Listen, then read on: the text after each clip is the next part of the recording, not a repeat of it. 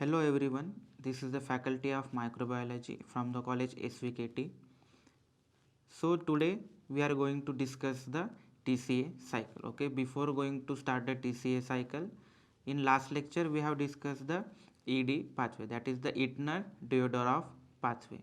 Okay, ED pathway is nothing but the alternative way of glycolysis to oxidize the glucose molecule to form the pyruvate. Okay, so the today's session is the TCA cycle, also known as the tricarboxylic acid cycle. Okay, let's discuss about the TCA cycle. So it is also known as the Krebs cycle.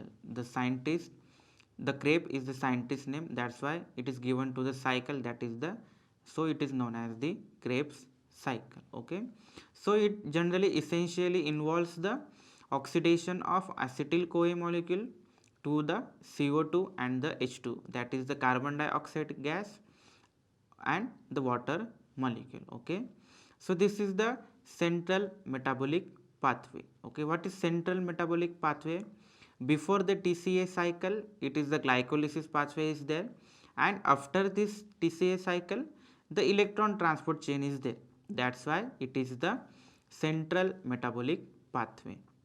So the TCA cycle is the final common oxidative pathway for the carbohydrates, fats and amino acids. Okay, in case of our bacterial physiology, we discuss the number of pathways. Okay, in case of metabolism, it is the degradation of complex molecule to the simpler one. Okay, and as it is the complex molecule is degraded to the simple molecule, the lots of energy will be liberated and it is used to carry out the various metabolic processes. Okay, and this TCA cycle, it is the final common oxidative pathway for the various metabolic pathways, like this, there are the pathways which includes the carbohydrate degradation, then fats degradation is there, then amino acid degradation is there. Okay, we get energy as these molecules are broken down. Okay, so this cycle supplies the energy obviously. Okay, as we need the energy for the physiological process, that's why these pathways are carried on, and that's why this TCA cycle supplies the lot of energy and also provides some intermediates which are required for the synthesis of amino acids. Okay, in general the protein contains the 20 different standards amino acids. Okay, and our body does not able to synthesize the all amino acids. So in case of this TCA cycle, the intermediates produced during this TCA cycle are the precursors for the synthesis of many amino acids, like the amino acids is there, that is for the synthesis of amino acids. The intermediates of this TCA cycles are there, then for the synthesis of glucose and for the synthesis of heme protein. Okay, heme protein is present into the hemoglobin molecule which is red in color. Okay, so this is the most important central pathway connecting almost all the individual metabolic pathways. Okay, this is the connecting link between the after the glycolysis and before the electron transport chain. Basically the glucose is oxidized to pyruvate, then pyruvate is converted to the acetyl CoA molecule, and then this acetyl CoA molecule enters into this Krebs cycle, and finally the intermediates and the byproducts of this Krebs cycles are enters into the electron transport chain, and finally the water molecule will gets the electron and it is the hydrogen atom gets the electron and it is converted to the water molecule. Okay, and this is the final electron acceptor. Okay, so definition, the citric, it is also known as the citric acid cycle. Now why it is known as the citric acid cycle? Because the first product which is stable in nature and which is formed, it is the citric acid. It is the 5 carbon compound, and it is also known as the TCA cycle or tricarboxylic acid cycle, which essentially involves the oxidation of acetyl-CoA to CO2 and H2O. So, in case of glycolysis, it is happened into the cytoplasm. Okay, an electron chain, the ETC, that is the electron transport chain, which is situated into the inner mitochondrial membrane. Okay, now this TCA cycle is happens into the mitochondrial matrix. Okay, like the cytoplasm, which is the plasma of cell. Okay, which is the solution of cell. Like in similar way, in case of mitochondria, the mitochondria also has some liquid part and we call it as the matrix. It is the cell plasm of mitochondria. Okay, that is the close proximity to the electron transport chain. So the scenario is the glycolysis happens into the cytoplasm, where the glucose is converted to the pyruvate, and pyruvate it converted to the acetyl-CoA, and finally acetyl-CoA enters into the mitochondrial matrix, and where acetyl-CoA is converted to the, by going through the TCA cycle, it is converted to the oxaloacetate. Okay, this is the TCA cycle, and finally the intermediates or the byproducts of the TCA cycle goes towards the electron transport chain. That's why it should be into the close proximity to the electron transport chain. Now there are the reactions of TCA cycle. The oxidative decarboxylation of pyruvate to acetyl-CoA. Okay, it is the intermediate link between the glycolysis and the TCA cycle. That is, the pyruvate is oxidatively decarboxylate, where one CO2 molecule is out, and then it is converted to the acetyl-CoA molecule, which is the precursor of our Krebs or TCA cycle. It is the, and this reaction is carried out by the PDH complex, that is the pyruvate dehydrogenase complex. Okay, and this step is the connecting link between the glycolysis and TCA cycle. Okay, again it is the connecting link between the glycolysis and TCA cycle. Okay, so this is the general idea of citric acid cycle. Okay, so you can see the molecule, that is the acetyl-CoA, at the top of your slide. So this is the structure of acetyl-CoA molecule. Here the CH3 group is there, this is the carbonyl group, and this is the coenzyme A, which is links with the sulfur atom. This is the structure of your acetyl-CoA molecule, and here the synthesis of citrate is there. The enzyme is required for the citrate synthesis is the citrate synthase. Okay, the enzyme name is citrate synthase. Here it is the Claisen condensation reaction, that is this methyl group of acetyl-CoA molecule is converted to the methylene in citrate. See here, this is the CH3 group, and here in case of citric acid it is converted to the CH2 group, that is it contains the double bond, that is the methyl group is converted to the methylene in case of citrate. Okay, so this is the structure of citrate molecule. Then next, this is the first step, that is the citrate synthesis. Here the coenzyme A molecule is removed with the help of hydration process, that is the H2O molecule is added and this coenzyme A SH group is released. Okay, in next step it is the dehydration and rehydration reaction, that is the hydroxyl group, that is the OH group of citrate is repositioned in isocitrate to set up the decarboxylation in next step. So what is the meaning here?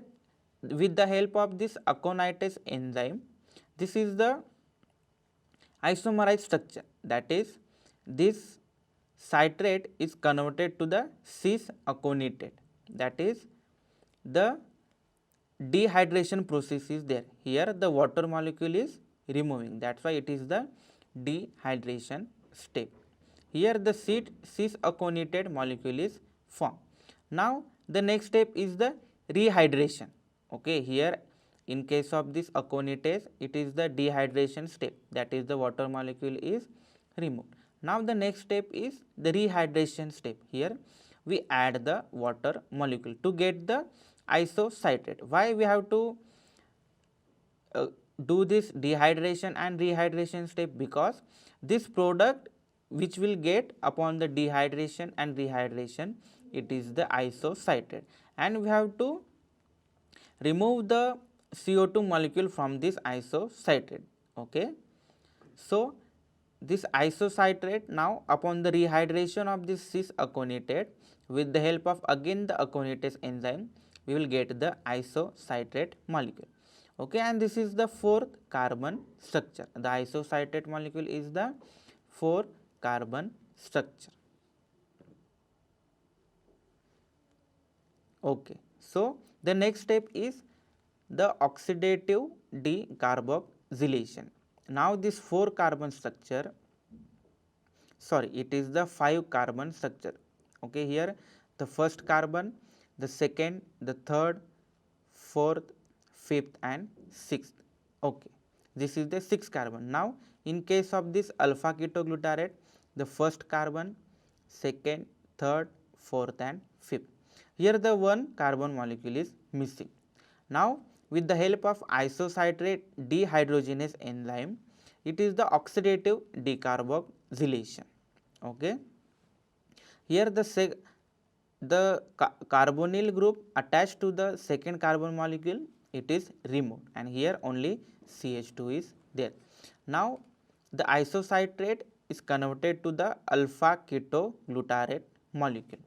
Now, in case of earlier slide, we have discussed, that is the intermediates of this TCA cycle are used to form the amino acids.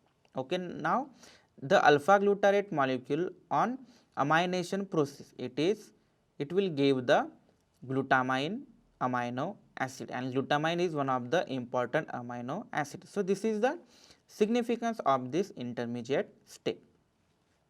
So, in next step, the CoA-SH molecule, that is coenzyme A sulfur hydrogen molecule is added. Okay. Again the oxidative decarboxylation step is there, that is the pyruvate dehydrogenase. It is like the pyruvate dehydrogenase. Okay. As the pyruvate molecule is converted to the acetyl CoA, pyruvate is the 3 carbon molecule and acetyl CoA is the 2 carbon molecule. Again the 1 carbon molecule is less. Here first and only 2 carbon is there. In case of pyruvate it is the 3 carbon molecule. So, this step is similarly as this pyruvate dehydrogenase complex, like the pyruvate is converted to the acetyl CoA with the help of pyruvate dehydrogenase, and here the alpha ketoglutarate is converted to the succinyl CoA molecule with the help of this alpha ketoglutarate dehydrogenase complex. Okay. So, this is the CoASH is converted to the CO2 molecule, or the CO2 is the byproduct, that is it is the oxidative decarboxylation step. Now, this succinyl CoA is converted to the succinate molecule. Okay. The only removal of this, the most important thing is, during this dehydrogenation reaction, the 2 hydrogen molecules are converted to the NADH molecule, that is NAD is converted to the NADH, it is the byproduct, and it is synthesized into the conversion of isocitrate to alpha ketoglutarate, and second NADH formation during the alpha ketoglutarate to this succinyl CoA molecule. Now, this succinyl CoA molecule is converted to the succinate. Here the coenzyme A SH group is removed, and here the GDP, which is equivalent to the ATP, and we know that this NADH is indirect source of ATP or energy. NADH is indirect source of energy, and this NADH will going to enters into the electron transport chain, and where we can have the 3 ATP molecule from the 1 NADH molecule. Okay. So here the succinyl CoA step, that is the succinyl CoA molecule is converted to the succinate with the help of succinyl CoA synthetase enzyme, and during this reaction it is the substrate level phosphorylation. In case of glycolysis we have discussed the substrate level phosphorylation, that is from one substrate it is the phosphate molecule from one substrate it is transferred to the another substrate. Okay, here the GDP molecule plus pi it is the transferred to the GTP molecule, and it is the equivalent to ATP molecule, and here the byproduct is CoA SH group. Now the next step, that is the formation of succinate. So by succinate the fumarate is there, that is the dehydrogenation reaction, and during this reaction, as here these are the two dehydrogenation reaction, and here the formation of NADH is takes place. Now in case of this succinate dehydrogenase, the formation of FADH2 is takes place. Okay, and we know that this NADH and this FADH is the indirect source of energy, while the one NADH molecule gives the 3 ATP molecules, but in case of FADH2 molecule, the one FADH2 molecule gives the 2 ATP molecules, that is it is equivalent to the 2 ATP molecules. Now this is the structure of fumarate. Okay, it is the 6 carbon molecule here, that is the 6 aconitase and then isocitrate. Now alpha ketoglutarate is the 5 carbon molecule, it is the 4 carbon molecule. Okay, again the 4 carbon molecule succinate, fumarate, it also the 4 carbon molecule. Okay, now this fumarate is converted to the malate, that is the hydration step. Here the addition of water molecule across the double bond, that is here this is the addition of water molecule across the double bond, so it becomes the malate. This is the structure of malate. Now with the help of this malate dehydrogenase enzyme, again here the formation of NADH is takes place, that is the indirect source of ATP. So it is the dehydrogenation, that is the oxidation of OH group is completely oxidized and we get the oxaloacetate structure. Now again the first reaction, the oxalate acetate and acetyl CoA, this citrate synthase enzyme is binds these two acetyl CoA and oxaloacetate molecule to form the citrate, that is the 4 carbon molecule and 2 carbon molecule. Okay, the 4 carbon molecule, that is the oxaloacetate, and the 2 carbon molecule, that is the acetyl CoA molecule. Here again the 6 carbon molecule, that is the citrate synthesis is there. Okay, so this is the overall idea about the TCA cycle. Okay, in case of this TCA cycle we have, okay, so this is the 1 acetyl CoA, but we know that in case of oxidation of glycolysis, okay, that is the oxidation of glucose molecule, the 1 glucose is converted to the 2 molecules of pyruvate. So that is on complete oxidation of glucose till the TCA cycle, this all structure will become the 2 in nature. Here the first, the second and third, that is 3 NADH from 1 acetyl CoA molecule, and if 2 acetyl CoA is there, then it will be the 6 NADH molecules, and if the 1 FADH2 is there and if the 2 acetyl CoA is there, that is the 2 FADH2 molecule, and again the 2 GTP molecules. So the energetics involves by the oxidation, the complete oxidation of glucose molecule. In TCA cycle the 6 NADH is there, 2 GTP molecules are there and 2 FADH2 molecules are there. See, the big energy sources are there, and the alpha ketoglutarate, okay, it is the intermediate of this TCA cycle and it is help to synthesize the another amino acid, that is the glutamine amino acid. Okay, so this is all about the today's lecture. Okay, we will discuss the TCA cycle in next lecture in a very short manner. Okay, thank you.